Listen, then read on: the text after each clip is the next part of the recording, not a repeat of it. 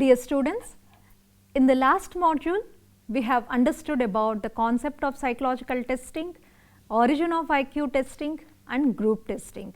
Now, in this module the objective is to make ourselves more aware about some of the prominent intelligence tests and also about personality tests. Now, coming to this introduction of this module, you have understood about the group testing, the contribution of Army alpha and Army beta in these tests. Apart from this Army alpha and Army beta tests, Thorndike also contributed a lot to the development of group testing. He has devised his own psychological test for the college students, and that has come to known as intelligence test for the high school children. E.L. Thorndike, an American pioneer working at Teachers College at Columbia, produced an intelligence test for high school graduates, and this has popularly known as intelligence test for the college students, because he selected a standard sample in 1919 and this test has become since then very popular. Apart from these different tests, very popular tests that we are using even today are Raven's progressive matrices. This test is generally used to understand the reasoning ability of the individual. So, whenever we say like IQ test has to be conducted, Raven's progressive matrices is one important test which we can think of. So, when we say matrices, it is not one particular test, there are different matrices in it. So, these are multiple choice questions of abstract understandings primarily devised by Dr. John C. Raven in 1938. Most of the items are presented in the shape of matrices of 3 by 3 or 2 by 2. The matrices structure has caused the instrument to be named as Raven's matrices. When we administer this test, the participant is asked to recognize the missing segment in each test item and complete a larger pattern presented there. So, the image will be given, the multiple choices are given, the participant has to select the right choice which fits into the missing segment. The Raven's test has three main forms and one extended form of the matrices. The first matrix is Raven's standard progressive matrices, the second one is Raven's color matrices, third one is Raven's advanced matrices, and the last one is extended form of the matrices. So, the color matrices will be generally used for the children and also elderly age group people who has the language handicaps. Standard progressive matrices, it will be used for the adolescents and much above age group. Advanced progressive matrices, it will also be used for the adolescents and much elder age group. So, Raven's progressive matrices, once it is administered, once we get the scores, IQ will be interpreted in terms of the grade 1, 2, 3, 4 or 5. So, grade 1 indicates the person is intellectually superior, grade 5 indicates that there is an arrested cognitive development. So, this is one of the most popular tests. Now, the second important test that we should know about intelligence is WAIS, W-A-I-S. The full form of it is Wechsler's Adult Intelligence Scale. Generally, it will be used for the older adolescents and also the adults. Originally, it was published in 1955 by David Wechsler, and this scale is a revision of Wechsler-Belouvy Intelligence Scale, which was released in 1939. Later on, WAIS-R, that is a revised form of the WAIS, was also released in 1981, and that particular scale consisted 6 verbal and 5 performance subtests. The verbal tests were information, comprehension, arithmetic, digit span, similarities and vocabulary. The best part of this WAIS is it not only assesses the worldly knowledge, but it also includes the performance subtests like picture arrangement, picture completion, block designs, object assembly and digit symbol. Once the whole test is administered, we get not just one IQ, but 3 different IQs, that is a verbal IQ, performance IQ and the full scale IQ.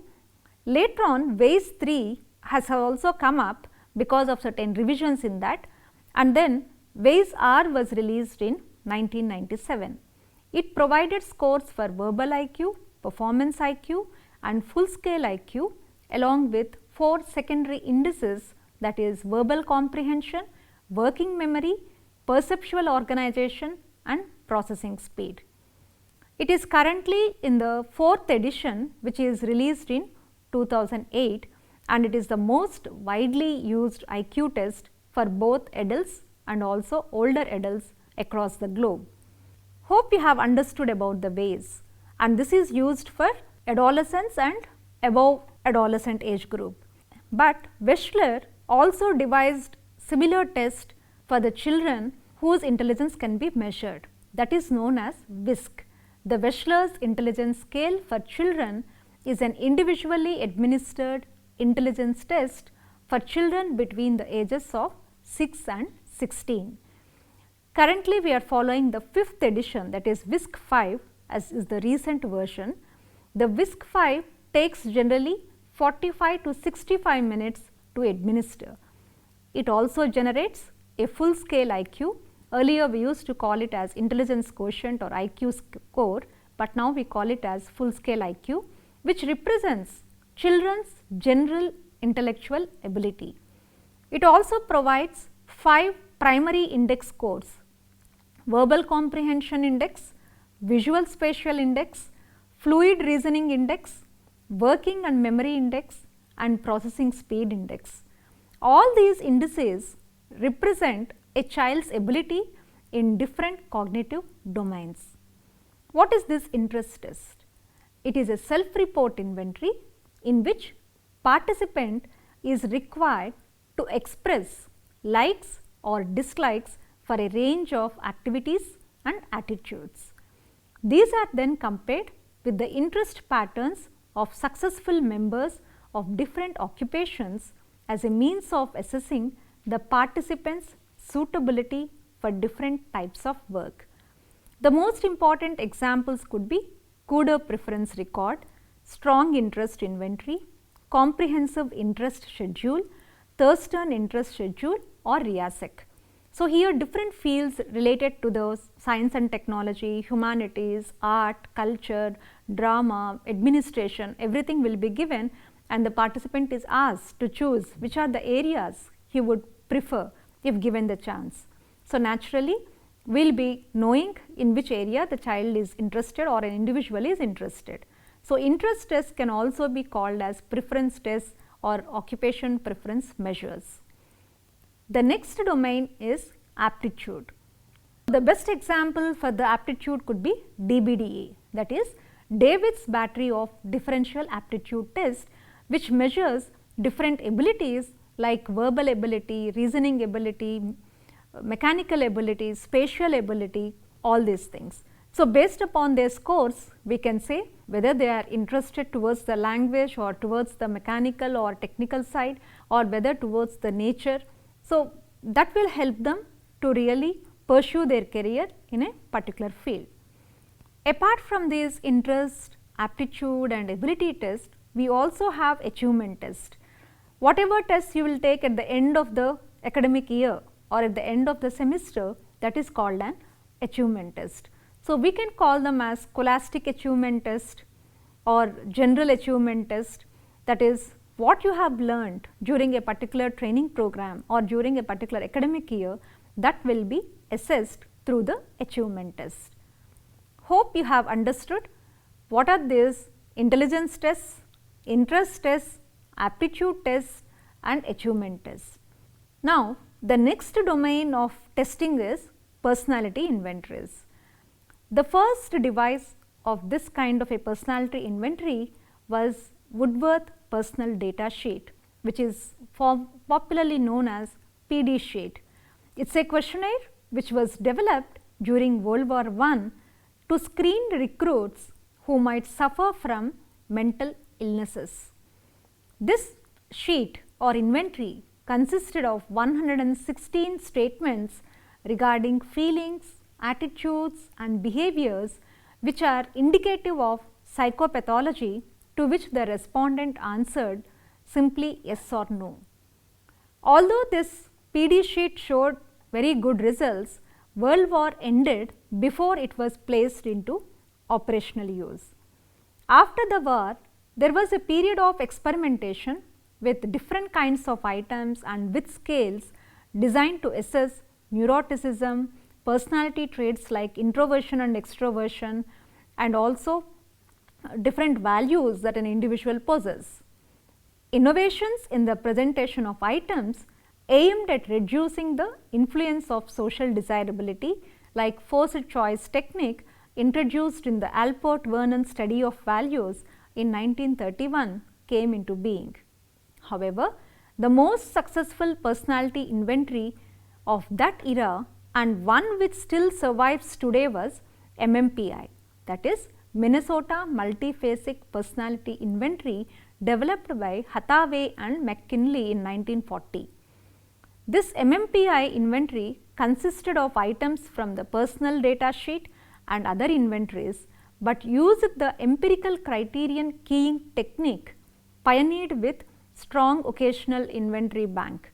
This technique resulted in a less transparent instrument on which respondents could not dissemble as easily, because many of the items had no direct reference to psychopathological tendencies. So, naturally when there is no clue that I am assessed on abnormality, I may be more genuine in answering. Since 1940s, personality inventories have flourished with many refinements in test construction. The next important inventory is Eysenck's personality inventory. It is a questionnaire to assess the personality traits of a person. It was devised by psychologists Hans Jürgen Eysenck and Sybil B.G. Eysenck. Initially, Eysenck conceptualized personality as two biologically based independent dimensions of temperament, E and N, measured on a continuum, but later on extended this to include a third dimension, that is P. Now, what is this E? E refers to extroversion or introversion, characterized by whether a person prefers to be outgoing, talkative, high on positive affect, that is feeling good and in need of external stimulation, or vice versa. The N stands for neuroticism or stability. If emotionality is characterized by high levels of negative affect like depression and anxiety, naturally the person will score more on neuroticism. If the person scores less on this, he is more emotionally stable. The third dimension is psychoticism or socialization. It is associated not only with the liability to have a psychotic episode, but also with aggression. Psychotic behavior is rooted with the characteristics like tough-mindedness, non-conformity to rules, inconsideration, recklessness, hostility, anger and impulsiveness. So, generally we will be knowing through Eysenck personality inventory whether a person is emotionally stable or whether he has any neurotic or psychotic tendencies. The Myers-Briggs type indicator is an introspective self-report questionnaire indicating different psychological preferences as to how people perceive the world and make decisions. The test has 4 categories: either introversion or extroversion, sensing or intuition, thinking or feeling, judging or perceiving. One letter from each category is taken to produce a 4-letter test result. In developing this MBTI, the aim of Briggs Myers, that is Isabel Briggs Myers, and her mother Catherine Briggs, was to make the insights of type theory accessible to individuals and also to the groups. So, this particular questionnaire MBTI, we will be knowing on this what is the favorite world of the individual, that is whether you prefer to focus on the outer world or an inner world. This is called extroversion or introversion dimension. Another area is information. Do you prefer to focus on the basic information you take, or do you prefer to interpret and add meaning. This is called sensing or intuition. The next domain is about decisions. When taking decisions, do you prefer to first look at logic and consistency, or first look at the people and special circumstances? This is called thinking or feeling, whether you take decisions through thinking mode or a feeling mode. Another domain is structure. In dealing with the outside world, do you prefer to get things decided, or do you prefer to stay open to new information and options? This is called judging or perceiving. So, a person who takes this MBTI, you will get your personality type based upon your preferences in all these categories, and ultimately you will have your own personality type, which can be expressed as a code with 4 letters. Another important personality test is Cattell's 16PF. British psychologist Raymond Cattell created a taxonomy of 16 different personality traits that could be used to describe and explain individual differences between people's personalities. Cattell's personality factors are included in the 16 personality factor questionnaire, which is widely used today for career advancements, for career selections. 16PF will give you a complete holistic picture of what are the positive and negative traits that a personality of an individual possesses. So, this 16PF is widely used not only in the career counseling and in the education settings, but also in the business. It is used in personnel selection and especially for choosing managers. However, 16PF is still widely used in clinical diagnosis and to plan therapy by assessing anxiety levels, adjustment levels and behavioral problems of the individual. We can just have a close look at the personality trait list that is composed in this particular personality inventory. So, when we said 16 personality factors, the major names could be seen here. That is, abstractedness is one variable, that is one factor, which means whether a person is very imaginative or practical.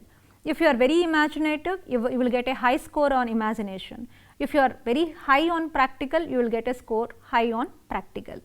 The second factor is about apprehension, whether an individual is constantly on worry or a confident person. The third factor is about dominance, that is whether a person is very forceful in making the things done or submissive. The fourth factor is about emotional stability, whether a person is calm in any situation or highly strung. Fifth factor is liveliness, that is whether a person is spontaneous or restrained. Sixth factor is openness to change, whether a person is flexible or attached to the familiarity of the situations, not ready to change. Seventh one is perfectionism, that is whether you are controlled or undisciplined. Eighth factor is privateness, whether you are discreet or open. Ninth factor is reasoning. You will get the scores on abstract versus concrete dimensions. 10th one is rule consciousness, whether you are conforming type, following the rules and regulations of an organization, or a non-conforming type. 11th one is a self-reliance, whether you are self-sufficient or dependent on others in order to achieve your goals. 12th one is a sensitivity, whether you are tender-hearted or tough-minded. 13th one is a social boldness, that is uninhibited or a shy kind of a personality. 14th one is the dimension of tension, impatient versus relaxed. The 15th dimension is vigilance, whether a person is suspicious or trusting. 16th one is the warmth, whether a person scores high on outgoing or too reserved. Apart from these main personality inventories, we also have adjustment inventories. You all know that different people have adjustment problems in different domains. So, in order to see where the person is facing the problem, in which field the person is facing the problem, we can use Bell's adjustment inventory. McKee-Bell published the first version of a test of student adjustment known as adjustment inventory, and later on it has come to known as Bell's adjustment inventory.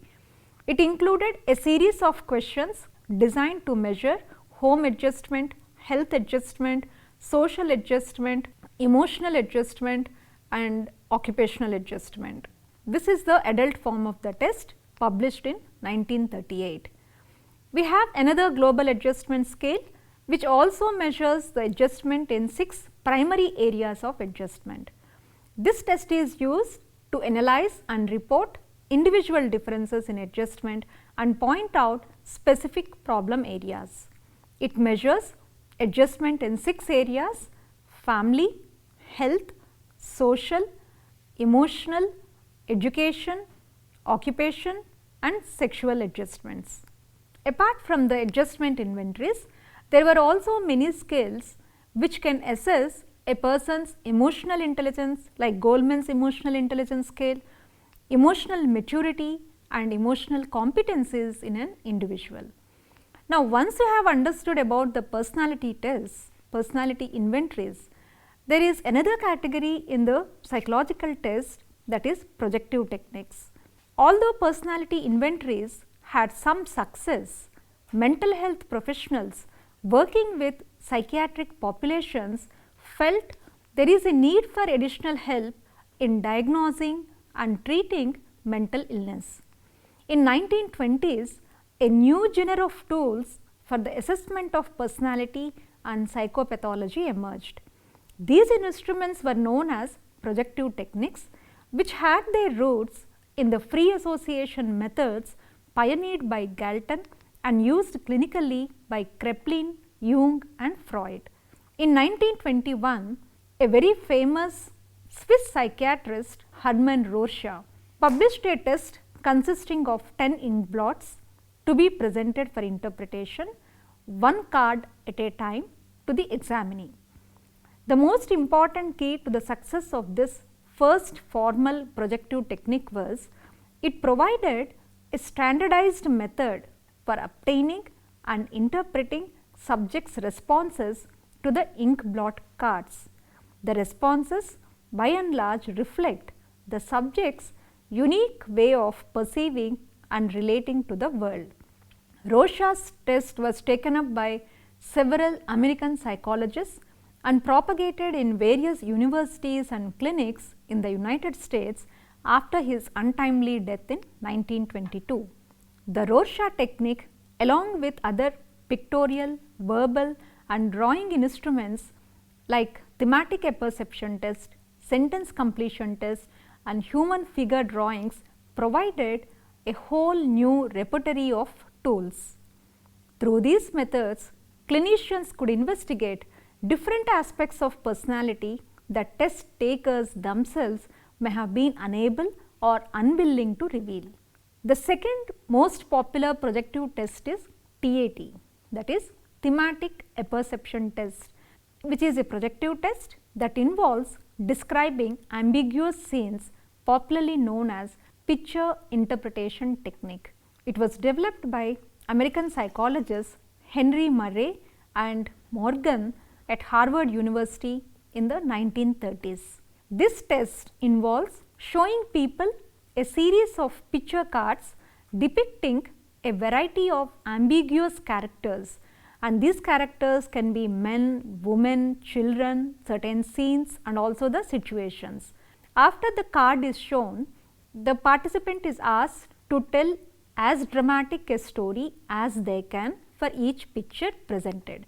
That is, what has led up to the event shown in the picture, what is happening in the scene, the thoughts and feelings of characters and what is the outcome of the story. The complete version of the TAT includes 31 cards. Murray originally recommended using approximately 20 cards and selecting those that depicted characters similar to the subject on whom we are conducting the test. Then another projective test is sentence completion test. It is a test in which the participant must complete an unfinished sentence by filling in the specific missing word or phrase. The test is typically used to evaluate personality. The participant is presented with an introductory phrase to which he or she may respond in any way. For example, today I am in a dash mode. As a projective test, the sentence completion test is an extension of the word association test. In those, responses are free and believed to contain psychologically meaningful material. These tests are also called as incomplete sentence test. Then another projective test can be use of drawings. The most popular test is a Draw-A-Man test devised by Goodenough in 1926, which has been widely used as a measure of intellectual maturation in children to elicit personality type, unconscious material, and as part of neuropsychologic test batteries. Another important drawing test is the tree drawing test developed by Koshbaum. It is a projective psychological examination used for assessing personality in the developmental age. Its easiness of administration makes it a useful tool to express self-image and emotional states with relatively little resistance.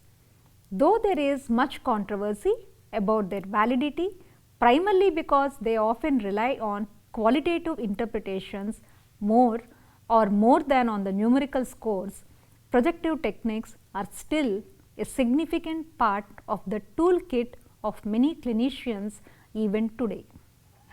By the end of this module, you have understood different intelligence tests like standard progressive matrices with different varieties, WAIS and its revisions in different forms, and also WISC that is used for the children.